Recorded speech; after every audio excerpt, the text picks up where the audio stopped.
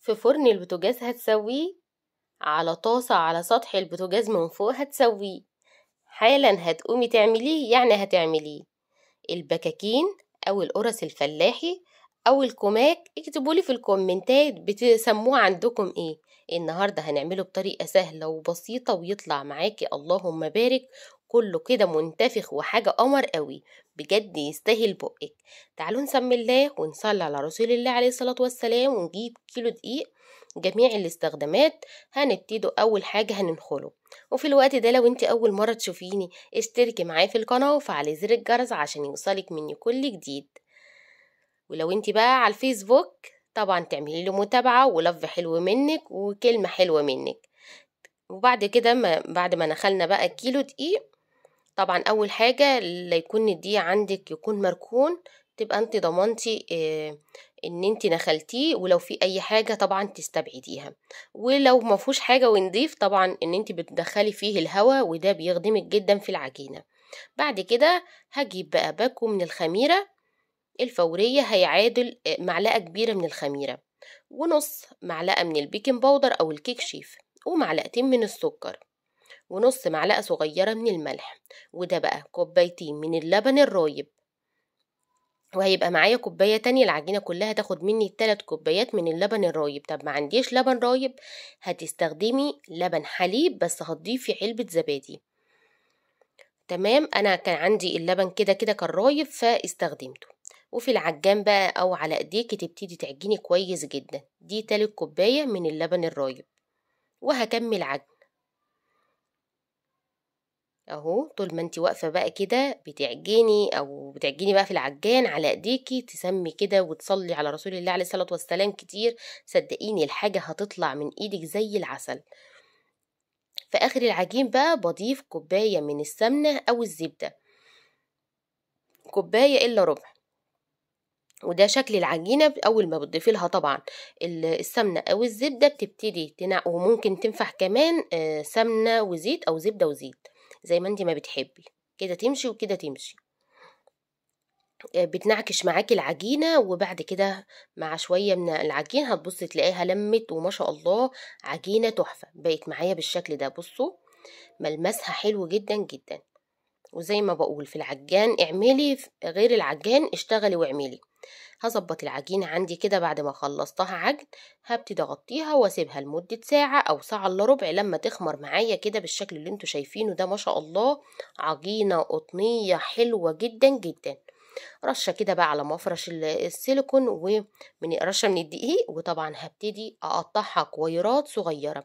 قد ايه الحجم طبعا دي بتاعتك انتي، تكبريها تصغريها بتاعتك انتي. انا عاملاها زي حجم البيضه كده، اكبر شويه اصغر شويه، احنا اللي هناكل مش هيفرق معاكي خالص. انتي ايه حسب ما انتي ما بتحبي، اهي هتلاقي كويرات واحده كبيره وواحده صغيره. اشتغلي ومشي حالك وان شاء الله تطلع معاكي زي الفل. غطيتهم بكيس زي ما انتوا شايفين كده، وبعد كده جهزت صينية كبيرة حطيت عليها فوطة، وتبتدي تفردي عندك البكاكين بالشكل اللي انتوا شايفينه ده، طولي والسمك بتاعه كده يعني نص سنتي. وبعد كده بحطه على الفوطة بقلبه، مش بحطه زي ما انا ما خدتها كده من على المفرش، لا بقلبها للجنب التاني، الجنب اللي انا مش اللي فردت عليه. تمام، يا رب يكون بس ان انا قادره اوصل المعلومه صح. عايزه تعمليه مدور اعمليه، عايزه تعمليه تفرديه شكل طولي افرديه براحتك خالص. تقدري طبعا زي ما قلت العجينه تقطعيها اصغر من كده او اكبر من كده حسب ما انت ما بتحبي شكل الرغيف بتاعك او القرصه بتاعتك او العيش بتاعك يكون. طبعا بعد ما بتقطعيهم او بتكوريهم بالشكل اللي انتوا شفتوه ده، بتسيبيهم لمدة 10 دقايق ربع ساعة كده يرتاح، عشان أول ما تفردي بصي ما شاء الله بيتفردوا على طول. بصوا اللهم بارك، خلصت لا كنا نص الكمية. خلصت أول ب... اللي حطيتهم كده على الفوطة، رحت حاطه الفوطه فوقيهم وحطيت تاني، مفيش مشكله، تحطي راق تحطي راقين مفيش مشكله خالص. وبتسيبيهم برضو لمده نص ساعه يخمروا تاني، او حسب التدفئه عندك عامله ازاي. ولحت الفرن كويس جدا جدا وخليته سخن جدا، وكنت حاطه فيه الصينيه كمان الالمونيا اللي انتوا شايفينها دي. وتخرجيها بعد ما سخنت جدا، تروحي بقى عامله ايه، تروحي حاطه كده البكاكين، بس بتقلبيه بقى للوش اللي احنا فردنا عليه. تسمعي كلمة تش كده تبقى عندك كده ايه الصينية بتاعتك ممتازة. وفي الوقت ده مشغلة الشواية، وكمان مشغلة الفرن درجة حرارته لازم تكون عالية من فوق ومن تحت. بصوا شكل البكاكين تحفة والله العظيم، تاخد العقل، حلو قوي قوي. اهو بطلع كده وبوريكم ما شاء الله الكمية كلها عملتها بنفس الطريقة. تعالوا بقى نسوي على البوتاجاز من فوق. برضو صينية، ولا بتدهنيها سمنة ولا زيت ولا اي حاجة خالص، بتسخنيها كويس جدا جدا، وبتحطي البكاكين تتش كده. اول ما تحطيها تاخد لون معاكي، لازم تكون على نار عالية عشان ينتفخ معاكي كده. عايزه اقولك حتى اللي ما اتنفخش معايا والله العظيم كان مفرغ من جوه، وهنشوفه طبعا في اخر الفيديو. اما القرص الفلاحي دي او البكاكين، عايزه اقول لكم طعمها حلو جدا جدا، عجبت الولاد مش قادره اقول لكم قد ايه. بصوا بتضغطي طبعا عليها لما بتستوي بتبتدي تنفخ معاكي حتى لو خدت لون. برضو على نار عاليه، وبنزل كده بالبكاكين بقى بقلب على الوش اللي انا الوش التاني اللي انا كنت بفرد عليه. بصوا ما شاء الله، عشان النار عندي الطاسة النار بتاعتها عالية، اول ما بتحطيه بينفخ معاكي كده وبيفرغ معاكي بالشكل اللي انتوا شايفينه ده ما شاء الله. حاجة كمان على فكرة انا عجبني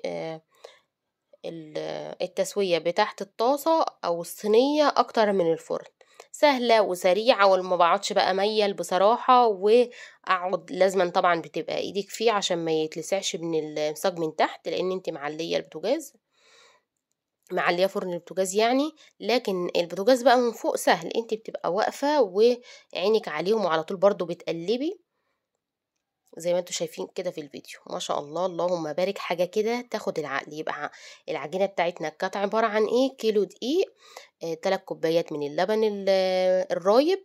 ما شاء الله بصوا بينفخ ازاي، شكل تحفة. اللبن الرايب، معلقة خميرة فورية، معلقتين من السكر، نص معلقة صغيرة من الملح، وشكرا على كده. وطبعا كوباية إلا ربع من الزبدة أو السمنة زي ما قلنا. بتحبي تخلطي زيت مع زبدة أو زيت مع سمنة عادي، هيطلع معاكي زي الفل.